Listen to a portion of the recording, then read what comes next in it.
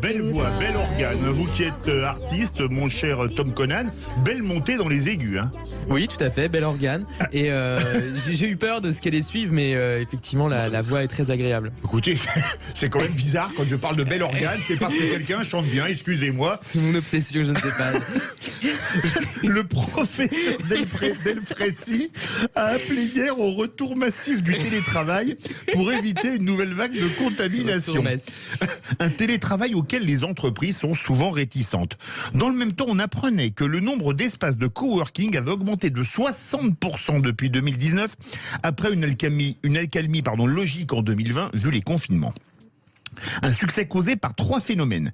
La multiplication des travailleurs indépendants, le manque de visibilité pour les entreprises qui ne veuillent pas s'engager sur un bail classique de 3 ans, et enfin, pour attirer les candidats, la possibilité de travailler près de chez eux et de leur éviter chaque jour un trajet parfois long et fastidieux. C'est peut-être le nouveau travail hybride que la crise sanitaire a permis d'inventer, d'où notre premier débat, télétravail coworking. Est-ce la nouvelle manière de travailler? Et vous êtes 63,4% à dire non. Avec nous, une des voix de Sud Radio, Jérôme Laverny, directeur général du Réseau national des missions emploi. Bonsoir Jérôme. Bonsoir Philippe. Est-ce que finalement, la pandémie n'aura pas révolutionné le monde du travail? Immanquablement, une véritable révolution, et j'en veux pour preuve du reste. Une émission qu'on avait réalisée avant la pandémie avec Julia de Funès. Oui, notamment, absolument. On avait parlé et Nicolas Bouzou, je m'en rappelle de mémoire, c'est ça? Et on avait parlé de télétravail en mesurant combien beaucoup d'entreprises, effectivement, y étaient réticentes, qu'elles n'avaient pas les outils pour les mettre en place, ce qui était faux, parce que Teams, Zoom, tous ces logiciels auxquels on est aujourd'hui complètement habitué existaient au préalable, mais personne ne s'en servait. Et il y avait dans l'esprit d'un certain nombre d'entreprises, sans doute, eh bien, une petite réticence tenant aussi au fait que dans télétravail, il pouvait y avoir aussi télé-loisirs. Et donc, c'est un petit peu embêtant cette affaire. Donc, voilà. Donc, là, dans l'intervalle, révolution totale. Teams, Zoom n'a non plus de secret pour personne, à commencer d'ailleurs par Sud Radio, par exemple, et la possibilité d'interviewer des gens à longue distance. Bon, déjà d'une part. Deuxièmement, oui, bien sûr, les entreprises ont été à ce point contraintes de le mettre en place qu'aujourd'hui, dans ces recrutements dont on dit, et c'est vrai, qu'ils sont combien difficiles, tous secteurs confondus, eh bien, on voit des offres d'emploi qui mentionnent d'emblée de jeu une part l'intégralité en télétravail sur une mission. Oui, exemple, 3 jours par semaine de télétravail. Voilà, tout à fait. Parce que c'est un argument vendeur, je dirais, pour capter des candidats aujourd'hui, on sait très bien. Ce qui se passe, par contre, c'est que ça a révolutionné sur un autre aspect qui était plus inédit. En tout cas, c'était plus difficile à prévoir. C'est que ça révolutionne aussi la façon de manager une équipe. Télétravailler pour une personne, en réalité, les gens le faisaient déjà lorsque rentrant chez eux, ils passaient des heures indues le week-end ou le soir à continuer à travailler. Ils télétravaillaient déjà. Bon, donc c'est juste une extension en termes de temps. On va donner la parole aux vraies voix, Jérôme Laverny. Philippe Bilger, qui est un expert en télétravail aujourd'hui.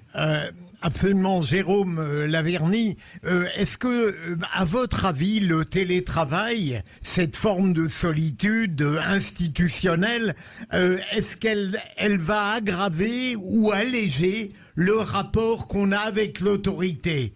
Et deuxième élément, pour le coworking, est-ce qu'on pourrait penser que la coexistence dans un même lieu d'activités différentes pourrait d'une certaine manière réduire un petit peu un climat de rivalité et de compétition, ou est-ce que c'est l'inverse? Jérôme Laverny.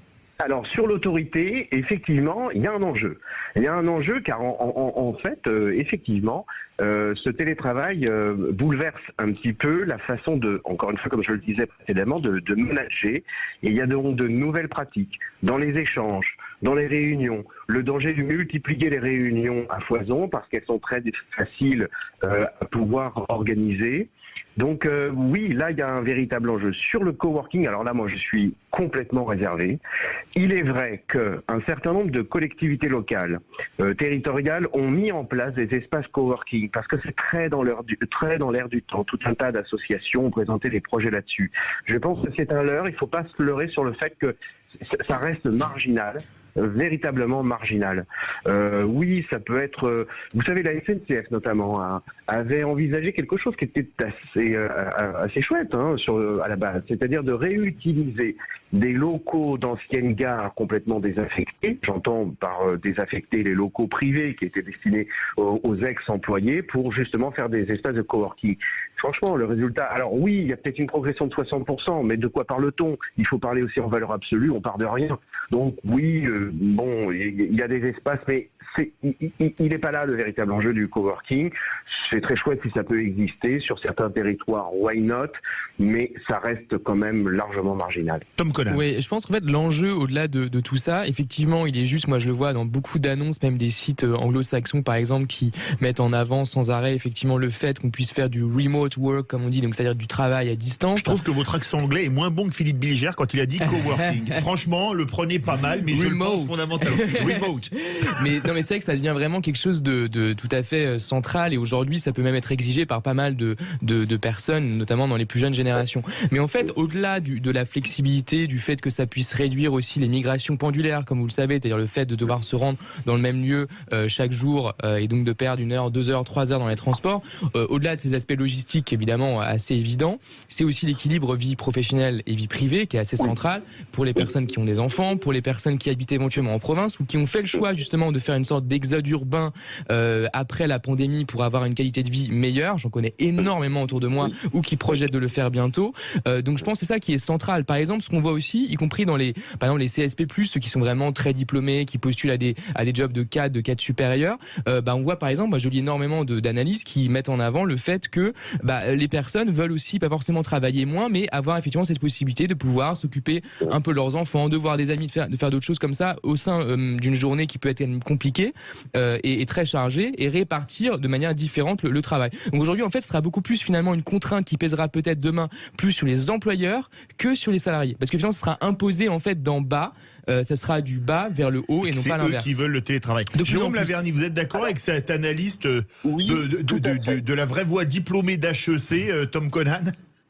Oui, tout à fait. Ça va devoir imposer aux gens et par voie de conséquence aux entreprises de revoir un petit peu l'association vie privée vie pro en la laissant aussi dans le domaine de la vie privée, en renonçant un petit peu à cette espèce de frénésie qu'ont eu certaines entreprises ou autres coachs ou autres spécialistes en développement personnel et parfois impersonnel, comme l'appelait Juliette Funès, à s'imaginer qu'il relevait de l'entreprise de devoir assurer le bonheur de manière générale. Non, ça reste quand même du domaine privé. Par contre, Tom Conan fait aussi référence à autre chose qui est absolument fondamentale et constitue un enjeu majeur par rapport à ce télétravail, et qui dit combien l'emploi est le parent pauvre de l'attention à la fois médiatique et politique. J'entends par là le fait que l'emploi n'intéresse pas. Il y a des experts juridiques, judiciaires, des experts en développement durable, des experts en terrorisme, mais très peu d'experts en emploi. Et regardez bien, on avait fait cette émission avec Juliette Funès. Il était question à l'époque, en tout cas le propos était de dire, tiens, est-ce qu'avec le télétravail, il n'y aurait pas matière à développer certaines régions qui aujourd'hui souffrent d'un certain dépeuplement? Et patatras. Eh bien, et le Covid et le télétravail ont imposé par les circonstances et ont donné une illustration du propos que nous tenions avant la pandémie. Sauf que, regardez bien aussi, eh bien, il n'y a aucune stratégie de l'État pour tout d'un coup surfer sur ce développement du télétravail, pour accompagner le développement de ces régions qui aujourd'hui bénéficient de l'arrivée de certaines personnes. Par quoi? Eh bien, par les transports en commun. C'est-à-dire qu'il n'y a aucune stratégie du point de vue du prix des billets pour permettre demain à ce que des gens puissent plus commodément et de façon moins onéreuse pouvoir se déplacer d'une région à une autre. Non, ça passe à la trappe, aucune stratégie, voire même on voit des billets très très chers lorsqu'on surfe sur l'annonce éventuellement d'un confinement. C'est véritablement regrettable parce que là, il y aura quelque chose à faire. Lydia Guirousse. Oui, le développement du télétravail, j'ai 2 questions. Alors, est-ce que vous pensez que ça peut être un moyen de réduire les cas de harcèlement moraux dans les entreprises, puisque les victimes potentielles ne sont plus aux côtés du manager qui serait un manager qui mettrait en place du harcèlement moral et qui dénigrerait son collaborateur. Et 2, est-ce qu'à moyen et long terme, ça ne risque pas de développer la délocalisation de cadres? Je m'explique. On connaît la délocalisation des métiers qui sont plus des métiers d'ouvriers, mais aujourd'hui les entreprises comprennent que, notamment sur des fonctions comme le marketing ou la comptabilité ou la communication qui peuvent se faire à distance, est-ce que demain ils ne se diront pas je peux les délocaliser dans d'autres pays avec des personnes qui sont tout aussi qualifiées mais qui me coûteront 4 à 5 fois moins cher, et donc en France on aura ce problème où on n'aura plus d'emploi de cadres. Est-ce qu'à terme ce n'est pas un risque pour les emplois de cadres? Vrai sujet. Alors, Jérôme Laverny. Parce que je vais prendre un exemple pour rebondir dans le sens de Lydia Guirousse. Aujourd'hui, il y a des centres d'appel de pays francophones, par exemple, qui sont massivement au Maroc, où les gens parlent français couramment et qui coûtent beaucoup moins cher qu'en France. Alors, sur les 2 points, Lydia Guirousse a 1000 fois raison, parce qu'on n'en parle pas. En tout cas, c'est jamais évoqué, le harcèlement moral. Hélas, si le harcèlement est moral, et je parle sous l'autorité de Philippe Bilger, il peut être à la fois oral, et malheureusement, il peut être aussi écrit. Et j'ai bien peur que le télétravail n'ait pas la possibilité, en tout cas ne présente pas la perspective de réduire d'une certaine façon le harcèlement qui peut consister par un afflux de mails, et que l'agressivité peut autant être, encore une fois, verbale, orale. Ça donne des éléments de preuve quand ils sont écrits. Oui, un mail peut être tout aussi lapidaire, voire même le silence confortable d'un mail peut permettre une brutalité dans les propos qui est bien plus difficile à adopter quand on a en face de soi la personne. veut réagir. Ouais, en fait, c'est effectivement juste ce risque-là que j'ai effectivement déjà pu percevoir parfois, d'ailleurs moi-même. Mais c'est vrai que pour donner un peu de comment dire, de perspective historique et économique à tout ça, ce qu'il faut quand même aussi comprendre de mon point de vue, c'est que le télétravail, c'est aussi quand même l'aboutissement d'une sorte de projet libéral, pas un projet fomenté, hein, mais de fait d'une sorte de cohérence un petit peu de libéralisation de l'économie, des échanges et de l'ensemble des rapports. Pourquoi ? Parce qu'à un moment donné, effectivement, l'idéal, même si vous prenez des vieux théoriciens du libéralisme comme Frédéric Bastiat, par exemple, ou Murray Rothbard, Hayek, etc., ils n'avaient pas forcément pensé télétravail et Zoom et tous ces outils d'aujourd'hui. Néanmoins, ce projet-là a toujours été présent. Le fait, effectivement, de ne plus avoir de contraintes formelles, de contraintes étatiques, de contraintes juridiques ou de contraintes matérielles, avec Internet aujourd'hui qui permet évidemment de fluidifier tout ça. Et donc, ça fait effectivement que demain, si moi j'ai besoin de quelque chose, je peux demander potentiellement à n'importe qui, effectivement, quelqu'un en Thaïlande, en France, en Poitou-Charentes, en Allemagne, etc., pour effectuer une tâche. Et d'ailleurs, il y a même des sites, par exemple, il y en a un qui s'appelle Fiverr, qui est un site assez connu de freelance, moi que j'ai beaucoup utilisé à la fois en tant qu'offreur et que demandeur, si je veux dire, qui est un site où vous pouvez justement prendre n'importe quel type de personnes pour un travail de graphisme, un travail de montage, etc., pour des tarifs qui sont d'ailleurs extrêmement bas, et vous êtes en concurrence avec la planète entière. C'est très intéressant parce que vous voyez vraiment ce que ça peut donner d'avoir une économie de ce type-là. Est-ce que finalement c'est vrai ce que dit notre ami Tom Conan, c'est pas la quintessence de la mondialisation? Moi je me souviens, j'avais visité ce site pour faire un logo et vous aviez 300 offres, un designer au Costa Rica, un autre en Thaïlande, un troisième en Argentine, un quatrième en Suède. C'est complètement hallucinant. Et au niveau des tarifs, vous voyez une grosse différence? Colossale. Voilà, voilà, c'est pour ça que ça... C'est vrai, sauf que le niveau calamiteux en anglais en France laisse espérer peut-être que cette mondialisation soit un peu tempérée. Par contre, s'agissant des cadres, il y a quelque chose d'intéressant qui peut se produire. C'est vrai qu'aujourd'hui, il y a des espèces de rites dans certaines entreprises. et notamment celui consistant à juger de façon très sévère quelqu'un qui part avant 18h, 19h. Je pense pas, par exemple, dans un cabinet d'avocats, il y ait un salut envisageable à un collaborateur qui partirait à 18h. Très mal vu. Mais là aussi, je parle encore une fois sous le couvert et l'autorité de Philippe Bivière. Il y a plein d'entreprises comme ça où pas de salut, si ce n'est après un départ à 20h. Or, qui en sont les victimes? Eh ben, ce sont les femmes la plupart du temps. Parce que bien évidemment, pour un homme, c'est très facile de rester jusqu'à 22h sur son lieu de travail, 21h, etc. Sauf que dans ce travail qui, hélas, encore aujourd'hui, est largement assurée par un certain nombre de femmes, et ben, la vie en devient beaucoup plus difficile. Or là, le télétravail peut permettre au moins... On va demander, on a une femme dans le studio, Lydia Guirou, vous êtes d'accord avec ça? Ça ne concerne pas que les femmes, mais là-dessus, je ne suis pas tout à fait d'accord, parce que la période de télétravail qui a été imposée a démontré qu'il y avait un véritable burn-out chez beaucoup de femmes, parce qu'elles se retrouvent sans coupure entre finalement l'espace où elles travaillent et la maison, où elles sont tentées d'aller regarder les tâches ménagères, préparer le repas, tout en répondant à des mails qui n'arrêtent pas.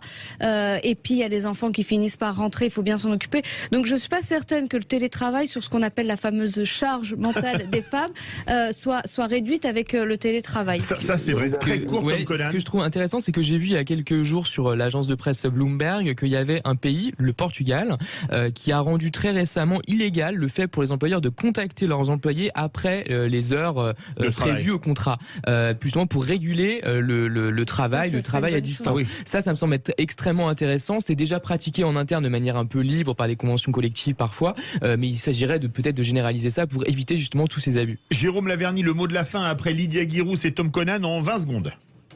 Eh bien, c'est un chantier absolument passionnant. J'espère au moins que ça ne restera pas simplement une étude purement, légale, mais qu'on essaiera d'y réfléchir de façon un petit peu philosophique, pour employer un gros mot, pour essayer de voir comment, en termes de redéploiement régional, en termes effectivement, Lydia Guirou a raison aussi, attention, de danger, de porosité avec la vie privée. En tout cas, il y a un beau chantier. C'est pas une révolution, mais c'est juste un beau chantier à mener. Faisons en sorte, je l'espère, qu'il soit global. On suivra ça avec vous, Jérôme Laverny, sur Sud Radio. Je rappelle que vous êtes directeur général du Réseau national des missions emploi. Verdict sur Twitter, télétravail, coworking, est-ce la nouvelle manière de travailler? Eh bien, vous dites non à 66%. Une petite chronique présidentielle de Philippe Rossi, ça vous dit, les amis? Avec plaisir. Eh bien, c'est tout de suite.